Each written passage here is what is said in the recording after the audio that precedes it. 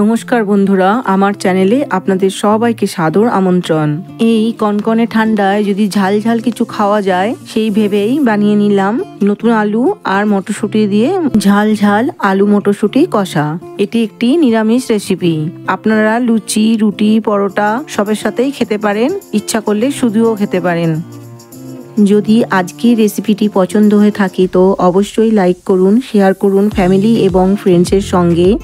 আর যদি কোনো নতুন বন্ধু হন তবে চ্যানেলটিকে সাবস্ক্রাইব করে পাশে থাকা বেল আইকনটি প্রেস করে দেবেন যাতে লেটেস্ট ভিডিওর আপডেট পেতে পারেন। চলুন তাহলে শুরু করি। নতুন আলু আর মটরশুঁটি নিরামিষ কষা বানানোর জন্য আমি প্রথমে ছোট ছোট 1 কেজির মতো নতুন আলু নিয়ে নিয়েছি। যেই সাইজের নতুন আলুগুলো দিয়ে আমরা আলুর দম করে থাকি ঠিক সেই সাইজের ছোট ছোট আলুগুলো নিতে হবে। গোটা গোটা আলুগুলো দিয়েই রান্নাটা হবে, সেই জন্য আলুগুলোকে আমরা কেটে নেব না। ভালো করে ধুয়ে পরিষ্কার করে নিয়েছি। এবার একটি বড় পাত্রের মধ্যে আলুগুলো গোটা গোটা সিদ্ধ করতে বসিয়ে দেব। আর ওর মধ্যে দিয়ে দেবো 2 চামচের মতো লবণ।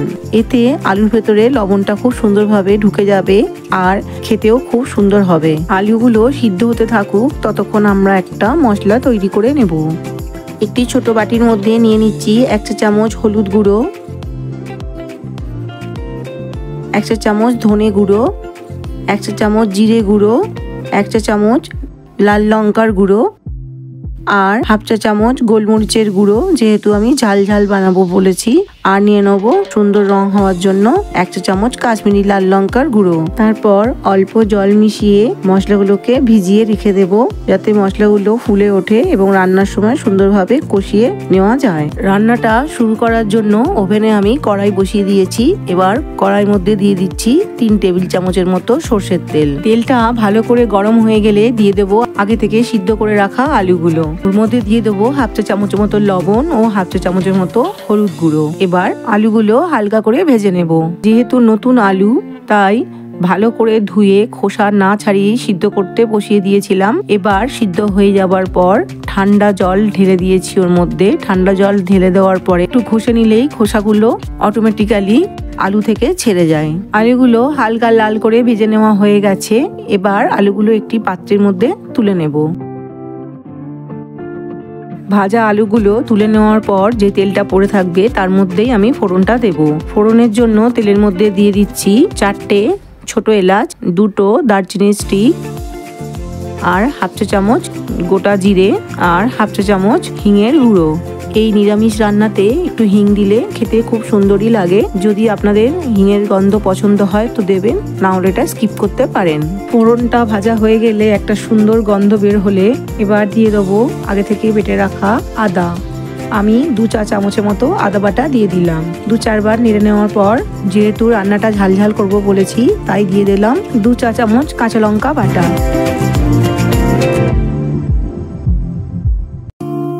আদা বাটা আর কাঁচা লঙ্কা বাটাটা দেওয়ার পর ভালো করে একটু কষিয়ে নেব।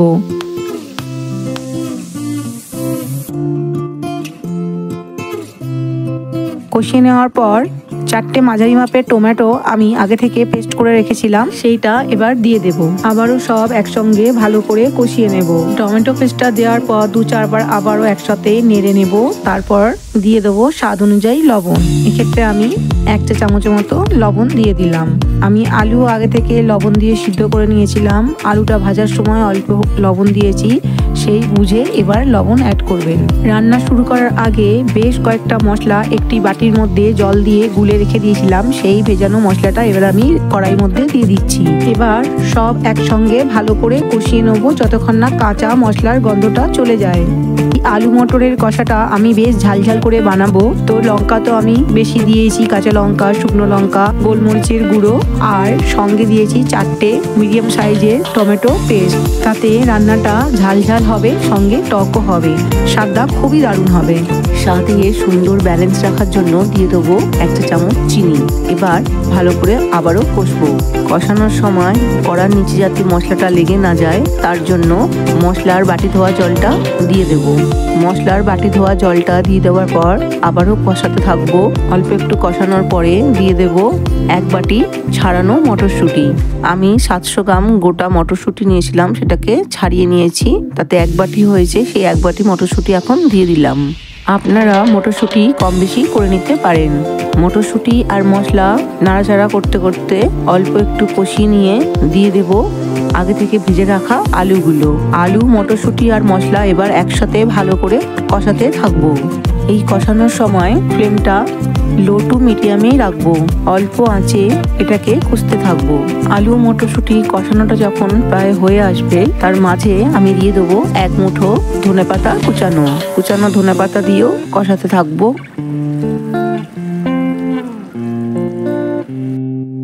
সব ভালো করে একসঙ্গে কষিয়ে নিয়েছি।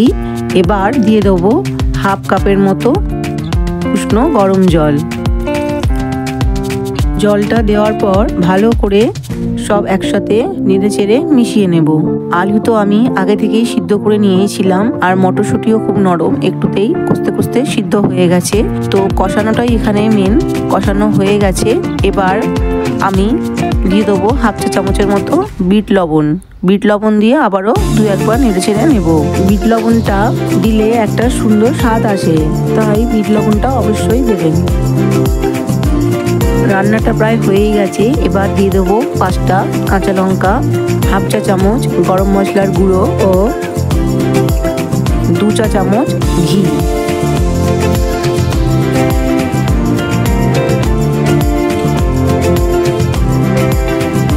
এবার সব একসাথে ভালো করে মিশিয়ে নেব। যেহেতু রান্নাটা আলু মটরশুঁটি কষা, তাই এরকম শুকনো শুকনোই রাখবো। আপনাদের যদি ইচ্ছা হয় তাহলে জলটা একটু বেশি দিয়ে গ্রেভিটা একটু বেশি রাখতে পারেন।